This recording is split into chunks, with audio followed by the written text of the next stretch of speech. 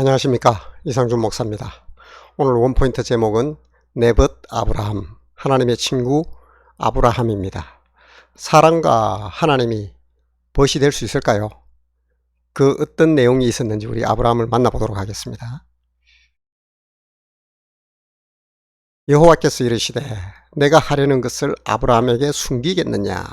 하나님이 무슨 일을 하려고 합니다. 그런데 아브라함이 마음에 못내 걸리는 겁니다. 아브라함을 패스시킬 수 없다는 거예요. 아브라함의 눈치를 어쩌면 보고 있는 그런 말씀인 것 같은데 무슨 일이 있었길래 그랬을까요? 우리가 이 사진을 보면 압니다. 이 사진이 바로 소돔과 고모라의 심판이 임하는 과정입니다. 여기 보니까 유황불이 막 쏟아져서 온 성과 사람이 타고 있는데요. 아마 그에 대한 화산 폭발이 일어난 것 같습니다. 죄악이 간영하여 더 이상 둘 수 없었던 소돔과 고모라의 심판에 대한 말씀인데요. 여호와께서 이르시되 소돔과 고모라에 대한 부르짖음이 크고 그 죄악이 심히 무거우니 내가 이제 내려가서 그 모든 행한 것이 과연 내게 들린 부르짖음과 같은지 그렇지 않은지 내가 보고 알려 하노라. 소돔과 고모라의 죄악이 간영했습니다. 그래서 부르짖음이 크고 죄악이 심히 무거웠다. 소돔과 고모라의 죄악이 간영한 상황, 이런 상황을 하나님이 꼭 내려와야 아실까요? 왜 직접 내려가셨어? 21절 보세요. 내가 이제 내려가서 그 모든 행한 것이 과연 내게 들린 부르짖음과 같은지 그렇지 않은지 내가 보고 알려 하노라. 꼭 들리셔야 했을까? 한두 가지 이유가 있지 않을까 생각을 해보는데요. 첫 번째는 이들의 죄악 상황이 어떤지 직접 하나님이 미시적으로 다가가서 보신다는 거예요. 물론 안 봐도 아시지요, 하나님이. 그러면 후대에 우리가 뭐라고 그럴까요? 그 하나님이 하신 일인지 어떻게 알아? 내려와서 보셨냐고. 소설이야. 지금도 그러고 있잖아요. 그래서 하나님이 직접 이렇게 오셨다는 것을 우리가 알 수 있도록, 그러니까 죄악과 이런 상황이 있다면 직접 보신다는 거예요, 하나님은. 좀 무슨 얘기입니다. 그렇게 직접 보시고, 두 번째는 아브라함 때문에 그런 거예요. 즉 소돔과 고모라의 이 유황불 안에 지금 누가 있냐면 롯이 있잖아요. 근데 롯이 맞으면 안 되는 거예요. 하나님이 아까 봤지만 누군가 신경이 쓰여서 지금 그냥 못 가고 아브라함을 지나갈 수 없어서 새 천사의 모습으로 오면서 그냥 안 가고 들렸다가 그 이삭을 준다는 약속도 하시고 하잖아요. 그래서 아브라함의 마음이 조카 롯에게 있다는 걸 알고 그게 신경 쓰였는 거예요. 그래서 그냥 지나가지 못하고 들렸지 않는가, 그런 생각을 해봅니다. 이런 질문이 올라오죠. 하나님은 아브라함에게 왜 이처럼 신경을 쓰시나, 사람 하나에게. 하나님과 아브라함 사이에 무슨 일이 있었을까요? 사실 우리 창세기 12장은요, 원역사가 끝나고 족장시대가 시작되는데요. 그때 하나님이 아브라함을 만나서 내가 너에게 지시할 미지의 미래인 그곳으로 가는데 본토 친척 아비집을 떠나라고 합니다. 자기 소유와 가솔들을 이끌고 떠나게 되면 그 죽습니다. 어딘 줄도 몰라요. 지시할 곳이에요. 그런데 그곳을 가다가 대부분 다른 유목민들이나 부족 국가니까 부족들을 만나게 되면 아브라함은 그 힘이 약하기 때문에 가솔들 다 빼앗기고 남자는 죽이고 소와 양과 여자들은 그들의 소유가 됩니다. 근데 아브라함이 두 가지의 무모함이 있는 거예요, 제가 볼 때는. 첫 번째는 가장으로서의 무모함, 이 위험천만한데 그냥 대책도 없이 데리고 나가는 거. 둘째는 정말 하나님을 믿어버렸다는 무모함. 이 믿는 게 무모함입니다, 여러분. 왜 믿는 것이 무모함이냐면 다 내놓고 떠나라. 우리 성도님들 떠날 수 있나요? 지금 아브라함이 이런 과정을 겪어서 우리는 그 뒤에 일어나는 모든 복들과 일들을 알아두고 쉽게 안 됩니다. 근데 아브라함 때는 하나님과 사귀어서 하나님이 여호와가 어떤 분인지 아는 사람이 별로 없습니다. 근데 그것을 떠나버렸다는 것은 대단한 무모함, 거꾸로 하나님 입장에서 봤을 때는 대단한 믿음이 되는 겁니다. 그래서 아브라함을 믿음의 조상이라고 우리가 부르는데 바로 이런 일이 있었기 때문에 하나님이 아브라함을 챙기는 겁니다. 진짜 믿어버리면요, 하나님이 챙기지 않을 수가 없어요. 저는 우리 성도님들이 진짜 예수님을 믿어버리고 진짜 하나님을 믿어버린다면 그 믿음대로 천국에 이르며 하나님의 자녀가 되는 권세를 여전히 유지하게 될 겁니다.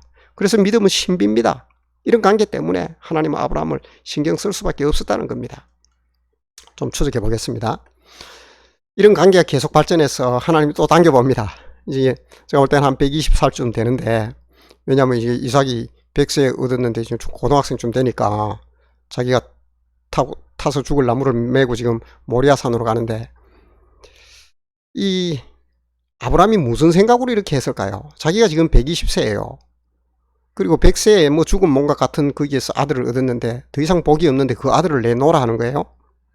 자, 여기 보니까 여호와께서 이르시되 내 아들 내 사랑하는 독자 이삭을 데리고 모리아 땅으로 가서 내가 너에게 일러준 한 산 거기서 그를 번제로 드리라. 이때는 모리아 산으로 지시했잖아요. 그를 데리고 거기로 가서 번제로 드리라는 겁니다. 여러분, 번제가 뭔지는 아시잖아요. 나무에 태워 죽이는 겁니다. 조금 이따 번제 그림을 볼 텐데요. 자, 이게 참 아브라함이 무슨 생각으로 갔을까요? 우리가 한 번 더 아브라함을 한번 따라가 보겠습니다. 자, 왜 이런 요구를 하나님은 아브라함에게 하셨을까요? 그 요구를 듣는 아브라함도 대단하지만은 이런 요구를 하시는 하나님도 어쩌면 참 가혹하지 않을까요? 100세 얻은 아들을 불에 태워서 구워서 나에게 달라고 하니까 그걸 따르는 아브라함과 그걸 요구하는 하나님. 우리가 예배라는 것을 우리가 다시 한번 생각해 봐야 됩니다. 예배가 바로 제사입니다. 제사를 드리는데 가장 지극한 정성의 제사가 있다면 무엇일까요? 제물에 따라서 가치가 달라지죠. 이때 고대 근동에서 자기 신도 아닌 그들의 신, 우리 그 가나안의 신들인 몰렉과 그모스 이런 것들 알잖아요. 그거 다 인신 제사를 요구했거든요. 그러니까 자기의 아들, 자기의 자녀를 제물로 드린다는 이거보다 더 지극한 정성이 있을까요? 근데 그 신들은 가짜잖아요. 아브라함 당시에 신들은 가짜인데 그 많은 부족들이 제사를 드리는데 보니까 지극한 정성으로 아들을 드리는 거예요. 하나님 그게 부러운 거예요. 가짜도 이런 지극한 정성을 받는데 창조주인 하나님, 진짜 신인 하나님은 외면당하고 있는 거예요. 그래서 한 사람을 선택해서 당겨보는 겁니다. 여기까지요. 왜 이런 요구를 하셨을까? 이제 그 배경에는 하나님이 지극한 정성을 드리는 그들이 부럽다는 거예요. 그럼 우리의 예배는 무엇일까요?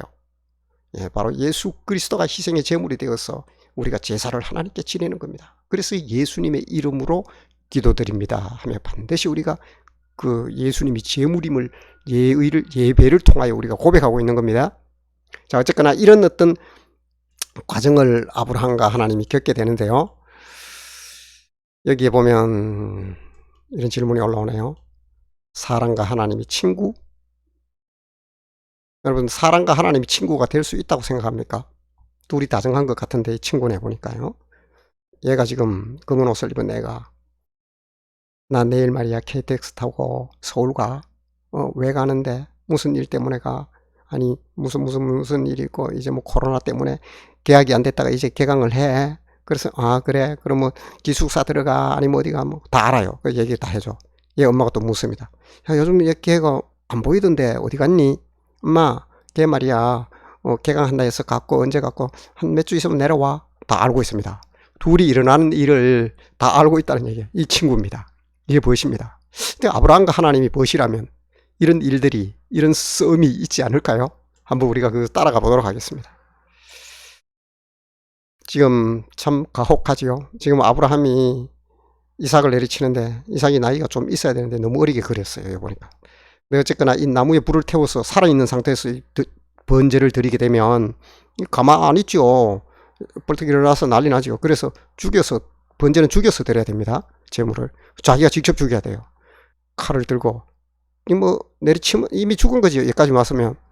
여기까지 왔을 때 아브라함이 무슨 생각을 했을까요? 내리치면 죽인 거나 같아요. 그러니까 사자가 급히 아브라함아 이르시되 그 아이에게 내 손을 대지 말라. 그에게 아무 일도 하지 말라.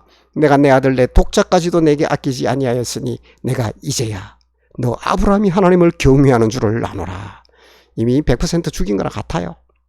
여러분 이거 한번 보세요. 이게 될 법한 일이에요. 진짜 믿음 아닙니까? 하나님을 진짜 믿거나 아브라함이 미쳤거나 둘 중에 하나입니다. 미치지는 않았어요. 아브라함은 생각이 깊은 사람이에요. 자기 아버지가 데라가 그 우상 장사했잖아요. 나무로 깎아서 드라빔, 가정수호신 이런 것들을 만드니까 아버지가 어느 날 집을 비웠을 때 그 제품을 만들어 놓은 창고에 들어가서 도끼로 다 부셔버립니다. 미드라시에 나온 이야기예요. 그러니까 아브라함 아버지 데라가 와가 난리가 난 거예요. 결국 붙들려 왔죠. 네가 이놈아 신들을 이렇게 했으니 죽었다 이제. 큰일 났다면서 막 그러니까 아버지 내가 그런 게 아니라 자기들끼리 도끼를 들고 때려 부시고 하다가 저렇게 됐습니다. 그러니까 아버지가 하는 말이 야 이놈아 이 나무 덩어리가 어떻게 서로를 해하냐. 그러니까 아버지 말씀 참 잘하셨네요. 그건 나무 덩어리입니다. 신이 아닙니다. 제가 때리고 막 부수는데 꼼짝도 못 하던데요. 그러면서 아버지에게 얘기를 했다고 그러잖아요. 아버지가 신이다. 깎아 만드는 아버지가 신이지 제발 이런 일 좀 하지 마세요. 진짜 신이라면 이런 게 아닙니다. 그게 창세기 12장 1절입니다. 하나님이 그 밤에 나타나서 그 생각 안 했겠나요? 별을 보며 하나님 우리 아버지가 깎아 만드는 그 신이 아니라 진짜 신이라면 미지의 미래와 그 영역에서 나에게 다가오셔야 되지 않습니까? 희미하게 들었던 야훼 하나님 어디 계십니까? 그 밤에 하나님이 나타난 거예요. 아브라함아 내가 너에게 지시할 땅으로 가라. 그래 떠났던 겁니다. 그래서 아브라함이 심지가 깊은 사람입니다. 여호와를 경외함이 여기까지 왔는 거예요. 내리칠 때 하나님도 진땀을 흘렸을 거예요. 이런 한 사람 만나기가 얼마나 어려웠을까요? 아브라함을 우리가 이야기하는데 아브라함 전에도 제가 볼 때는 많은 사람을 하나님 만났을 것 같아요. 근데 여기까지 왔다가 다 튕겨나가는 거죠. 독자 얻었고 내가 뭐 내 다 살았는데 내 아들이나 행복하면 되지. 믿음으로 연결이 안 되는 겁니다. 근데 아브라함은 지금 내리치는 순간 아브라함아 믿음으로 연결된 대단한 사람입니다. 그래서 우리는 아브라함을 믿음의 아버지, 믿음의 조상이라고 합니다. 그래서 우리가 믿게 되면 아브라함 가문에 전부 아십니다. 우리는 믿음으로 하나님의 자녀가 되는 건세의 길을 아브라함이 열어버렸기 때문에 아브라함의 후손이 되어버리는 놀라운 은혜는 우리가 잊고 있지 않나요? 아무튼 따라가 보겠습니다. 사랑과 하나님이 친구가 될 수 있느냐, 그 내막을 한번 들여다볼게요. 이르시되 여호와께서 이르시기를 내가 나를 가리켜 맹세하노니 내가 이같이 행하여 내 아들 내 독자도 아끼지 아니하였은즉 내가 너에게 큰 복을 주고 너 아브라함의 후손 너의 후손이 크게 번성하여 하늘의 별과 같고 바닷가의 모래와 같게 하리니 내 씨가 그 대적의 성문을 차지하리라.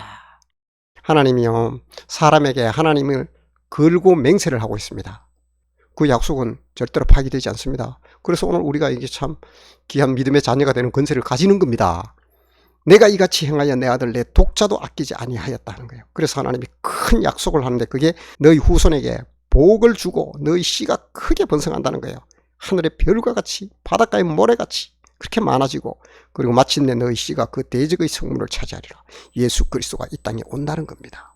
이것을 아브라함과 이 통 큰 믿음의 거래가 일어나고 난 후에 이 거대한 약속이 주어집니다. 이 아브라함 언약이라 그래요. 절대로 깨어지지 않았고 그 연장선상에 예수님이 오셨고 교회와 우리가 있는 겁니다.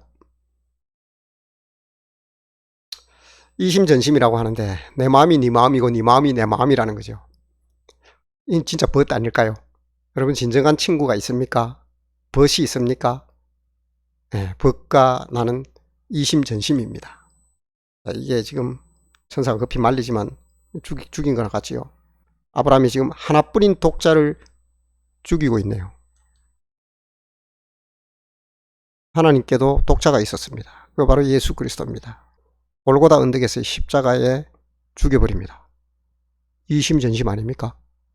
아브라함도 아들을 내놓고 네가 나를 위하여 진짜 네 아들을 그 독자를 내어놓느냐, 나도 너와 너희 후손을 위하여 내놓을 거야. 그 이야기를 하는 겁니다. 둘이 이 사건을 통해서.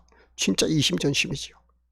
대신에 말이야 네가 나를 위해서 내놓았으니 그 지극한 믿음으로 정성으로 나를 인정하니 나도 너와 너희 후손을 인정할 거야 하면서 통큰 배팅이 이루어졌습니다. 그게 바로 예수 그리스도가 오게 되는 겁니다. 둘은 이심전심. 진짜 그러니까 아브라함은 하나님의 벗이 되는 거죠. 서로의 마음을 깊이 아는 관계입니다.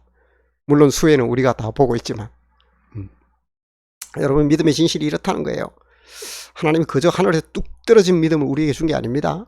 성경이 무엇을 말하느냐, 아브라함이 하나님을 믿음에 그것이 그에게 의로 여겨진 바 되었느니라. 사람이 의롭게 되는 것은 율법의 행위로 말미암음이 아니요 오직 예수 그리스도를 믿음으로 말미암는 줄 알므로 우리도 그리스도 예수를 믿나니 이는 우리가 율법의 행위로서가 아니고 그리스도를 믿음으로써 의롭다함을 얻으려 함이라. 율법의 행위로서는 의롭다함을 얻을 육체가 없느니라. 사도 바울이 깨달은 가장 놀라운 진실이 바로 이겁니다.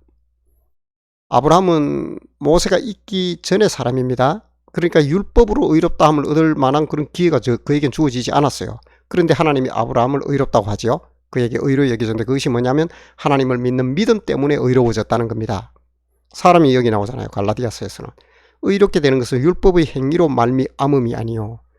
근데 모세의 율법 그러면서 의를 제시하는 유대인들이 따라다니면서 예수님을 계속 트집 잡던 게 그겁니다. 오직 예수 그리스도를 믿음으로, 자기들은 율법이 의롭다 하는데 행위, 율법을 지키는 것. 근데 그걸로 말미암아 의롭게 될 자가 없다고 단언하잖아요. 성경은 그렇게 이야기하는데요. 근데 믿음으로 말미암는 의, 그러니까 살아날 길이 생겼다는 거예요. 이는 우리가 율법의 행위가 아니라 예수 그리스도를 믿는 믿음으로 의롭다 하게 된다. 아브라함이 하나님을 믿듯이 우리가 예수님을 믿게 되면 의롭게 되는 길을, 하나님과의 통큰 약속과 아들을 드리는 그 속내를 서로가 드러내면서 약속을 했는 거예요. 그 약속이 지금 이렇게 이루어져서 오늘 교회가 세워지고 우리 성도님들이 있는 겁니다. 놀라운 신비, 이 믿음으로 이루어지는 구원받게 되는, 이걸 이신칭의, 이신득이라고 하지요. 믿음으로써 의롭게 된다. 이거 바로 이제 아브라함과 하나님과 약속의 그 위험한 줄타기 속에서 이루어졌던 겁니다.